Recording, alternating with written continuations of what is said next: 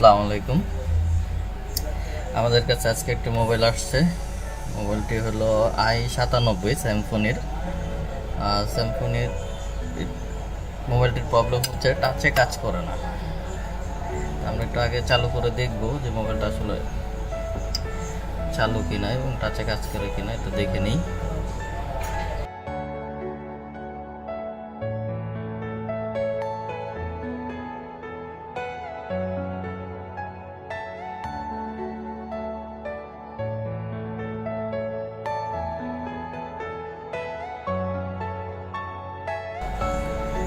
বন্ধুরা দেখতে পাচ্ছেন যে এটি আসলেই টাচ কাজ করছে না। তাহলে আমরা দেখব যে টাচ কাজ করছে না, এর মূল কারণটা কি। এর পূর্বেও আমি প্রবলেম সলভ করছি, ভাবলাম আপনাদের সাথে শেয়ার করি বিষয়টা, তাই আজকের এই ভিডিও বানানো। তো প্রথমে আমরা দেখব যে টাচের লাইনগুলো আসলে ঠিক আছে কিনা। আর মোস্ট কমন প্রবলেম হচ্ছে এই মডেলটার ভিতরে আপনার টাচের লাইনের যে জায়গাটা, এই জায়গাটাই ফ্র্যাকচার হয়। কেন হয় বা কিভাবে হয় আমরা জানি না, বাট এখান থেকে আমরা প্রতিবারই প্রবলেমটা সলভ করতে পারছি, এবারও ইনশাল্লাহ করব। প্রবলেমটা আসে আসলে এই সিম বেসের সাথে নিচে লাইনগুলো চলে গেছে। আসলে এখান থেকে যে এই কম্পোনেন্টগুলোতে আসছে রেজিস্ট্যান্সগুলোতে, এই রেজিস্ট্যান্সের এখানেই এই ঝামেলাটা হয়। এখান থেকে কি হয়, এর ভিতরে লাইনগুলো আসলে ডিসকানেক্ট হয়ে যায়। দেখা যাবে যে লাইনগুলো আসলে ডিসকানেক্ট হয় না, লাইন ঠিক আছে, কিন্তু আসলে তা না। যখন আপনি এটা মিটার দিয়ে মাপবেন তখন এটা বুঝতে পারবেন যে এটা আসলেই লাইনগুলো কোনো না কোনো একটা ডিসকানেক্ট হয়ে রয়েছে। আমরা আজকে দেখব যে কোন লাইনটা ডিসকানেক্ট হয়েছে। এখানে আসলে টোটাল লাইন আছে 1টা 2টা 3টা 4টা 5টা 6টা লাইন আছে। তো 6টা লাইন দেখবো কোনটা মেরে খেয়েছে। আমি বিষয়টা আবার বলি, আমি এই মডেলের এই সেম প্রবলেম এর পূর্বেও সলভ করছি, যার কারণে এটা আমার আসলে জানা যে টাচের লাইনগুলো কোনটা। ঠিক আছে, আর আপনাদেরকেও জানিয়ে দিচ্ছি যে এই টাচের লাইনগুলো আসলে কোনটা কোনটা হয়।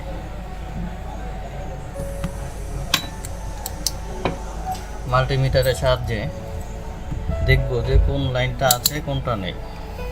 মিটারের কন্টিনিউটি মোডে দিয়েই আমরা চেক করব, ডায়েট মোড বা কন্টিনিউটি মোড। আমাদের এটা একই সাথে কাজ করে, দুটো মোড।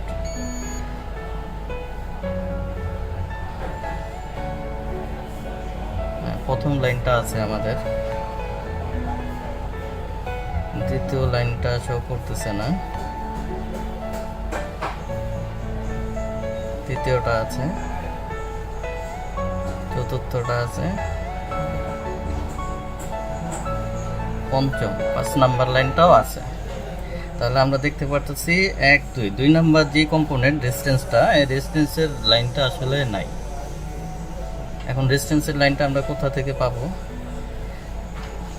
রেজিস্ট্যান্স লাইনটা আমরা যে জায়গাটা এর পূর্বে বললাম যে বেসের এই সাইডের থেকে লাইনটা আসলে সেকেন্ড লেয়ারে চলে গেছে। আপনার যে পিসিবিটা মাদারবোর্ড, এই মাদারবোর্ডের প্রথম লেয়ার থেকে সেকেন্ড লেয়ারে যেখান থেকে চলে গেছে, আমরা সেখান থেকে লাইনটাতে বাইপাস করে দেব, মানে জাম্পার করে দেব। তাহলে আমরা প্রবলেম পেয়ে গেলাম যে আমাদের 2 নাম্বার কম্পোনেন্ট যে রেজিস্ট্যান্সের সাথে যে লাইনটা আসার কথা ছিল সিপিইউ থেকে, সেই লাইনটা আমাদের নাই। তাহলে এখন আমরা এই লাইনটাকে জাম্পার করে দেখিয়ে দিচ্ছি।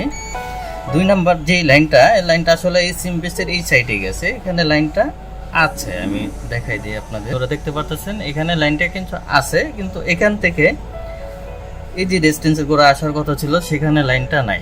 লাইনটা আসলে এতই ক্ষুদ্র, এটা স্বাভাবিক চোখে করাটা পসিবল হয় না। এটা আমি দেখাই দিচ্ছি আপনাদেরকে। লাইনটা হচ্ছে এই 2 নাম্বার রেজিস্ট্যান্সের গোড়া থেকে এই লাইনটা এখান থেকে 5 হয়ে ঠিক এই জায়গায় চলে আসছে, এখান থেকে সেকেন্ড লেয়ারে চলে গেছে। তা আমরা এই জায়গা থেকে এখান থেকে এখন একটা জাম্পার করে এখানে দিয়ে দেখবো যে আসলে আমাদের কাজটা সম্পূর্ণ হয় কিনা।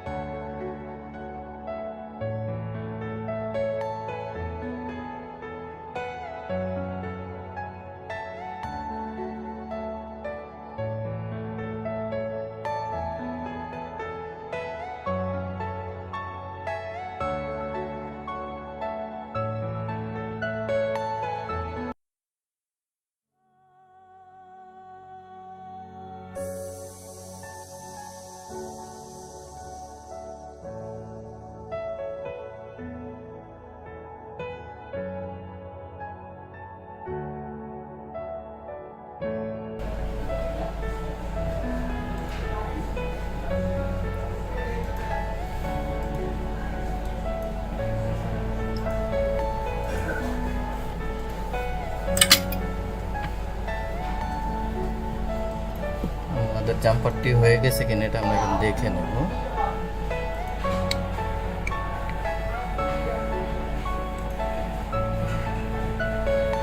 আমাদের প্রবলেম সলভ হয়েছে কিনা, তারপর আমরা দেখে নেই লাইনটা আসছে কিনা রেজিস্ট্যান্সের গোড়ায়।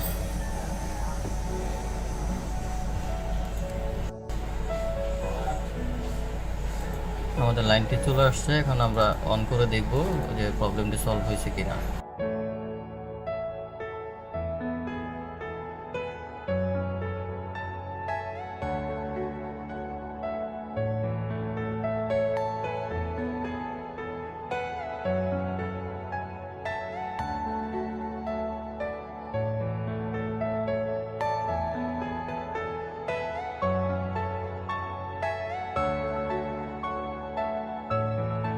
বন্ধুরা দেখতে পাচ্ছি আমাদের প্রবলেমটি সলভ হয়ে গেছে সফলভাবে, আলহামদুলিল্লাহ।